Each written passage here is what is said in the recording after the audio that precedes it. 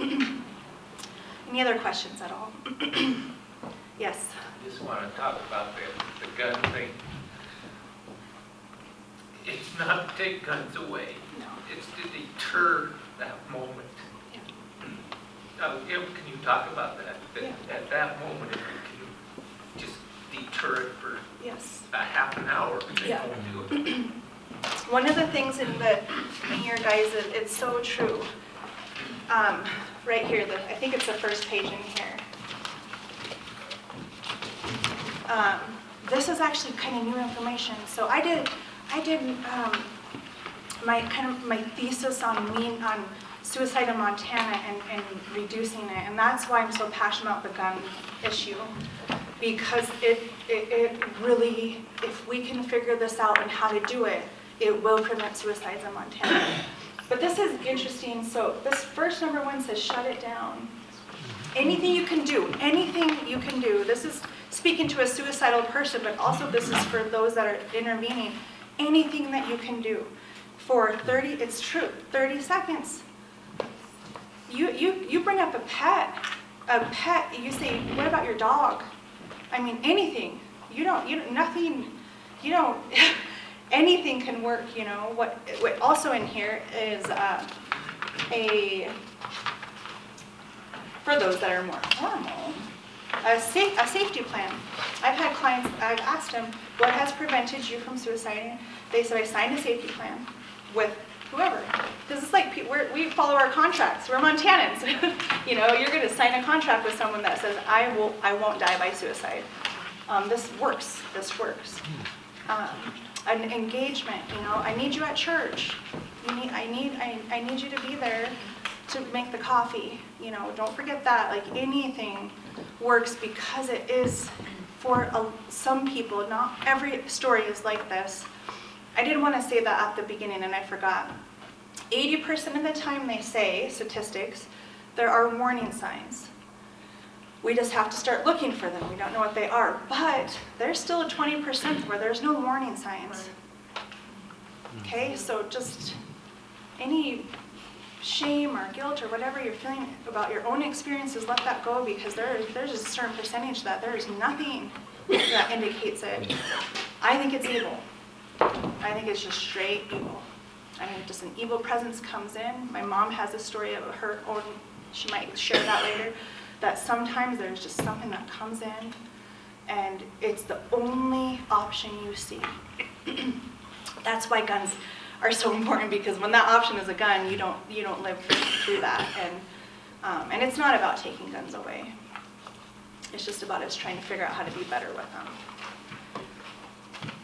I wanted to add that on the gun thing, you don't have to go to the Department of Public Health. The Human Services, the Sheriff's Office provides free gun locks to anybody who wants them.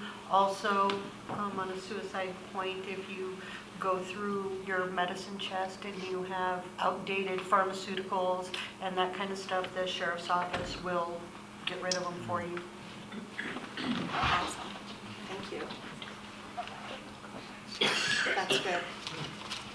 Pam, I can give a question. Oh. Well, I was just thinking back to older men. The first year I was retired, I don't think I was anywhere close to suicide. But men take their identity from their job. Yeah. And that first winter, I had an hard time figuring out, who am I? Mm-hmm. Sure. Did everybody hear that? Mm-hmm. Yeah. Thank you. It's huge.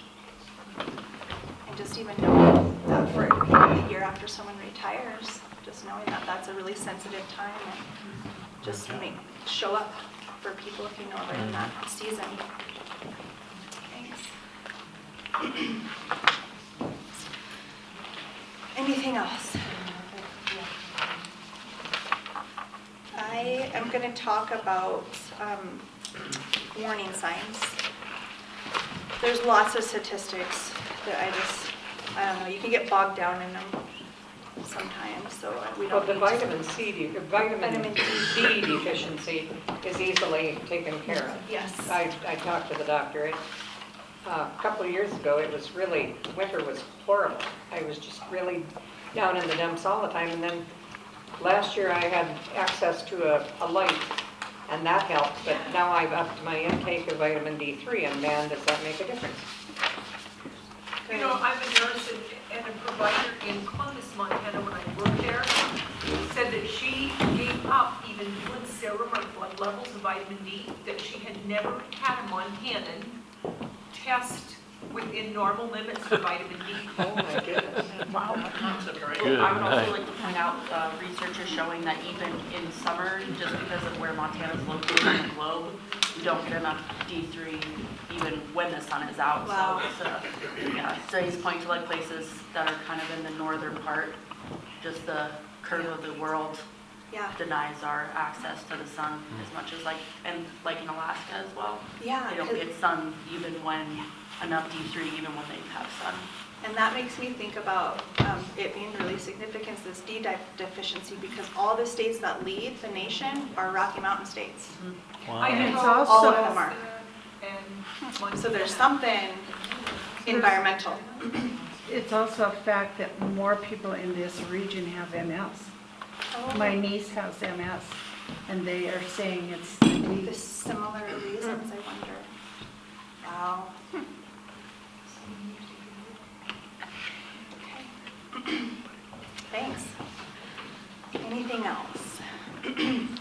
Okay, so I'm going to talk a little bit. This is in the packet, and of course, Doreen can make copies. I'm going to talk a little bit about warning signs. I was trained in this method called QPR. It's supposed to be like CPR, but QPR for suicide. And again, going back to what my dad said, you know, literally, you can treat this like a cardiac arrest event. Like if you're, you know, if you can do something in the moment, that moment, just like you would CPR, it's really effective. Are you a paramedic? You're laughing at me. I'm like, okay. Yes.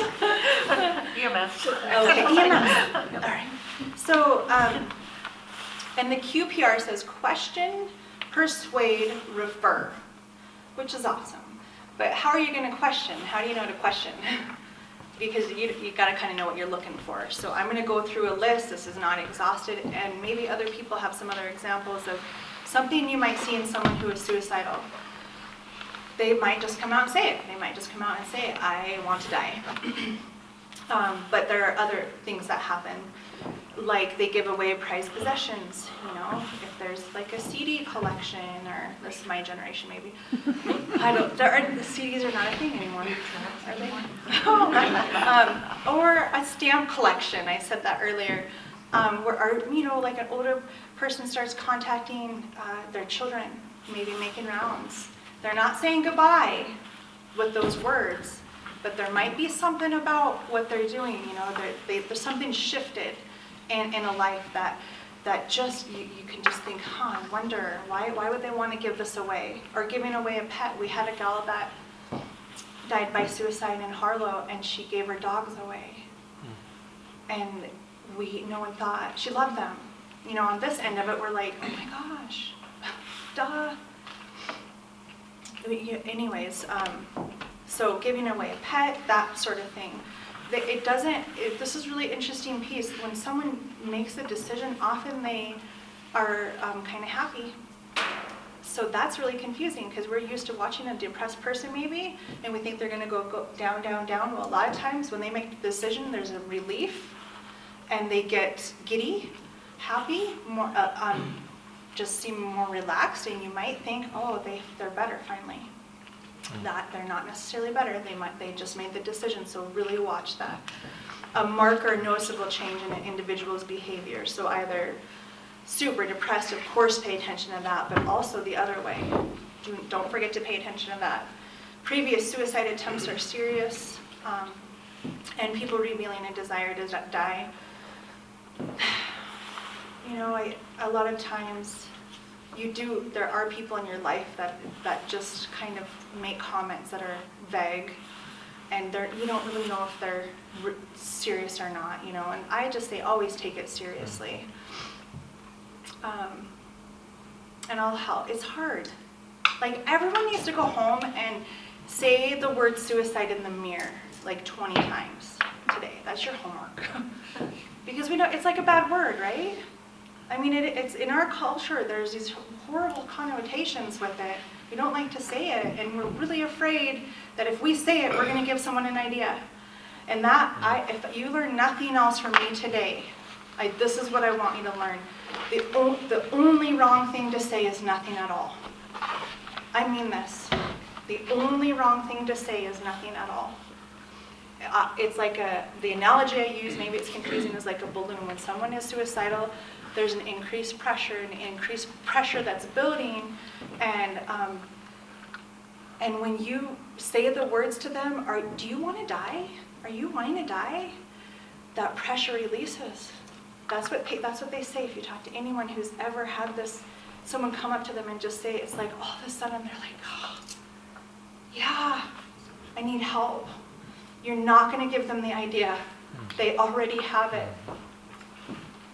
You're not going to, you're just not. And that is very common in our world that we think. I tried to get this into so if anyone has any connections here, I think this would be awesome in hunter safety. Yeah. Like, just have a section on suicidal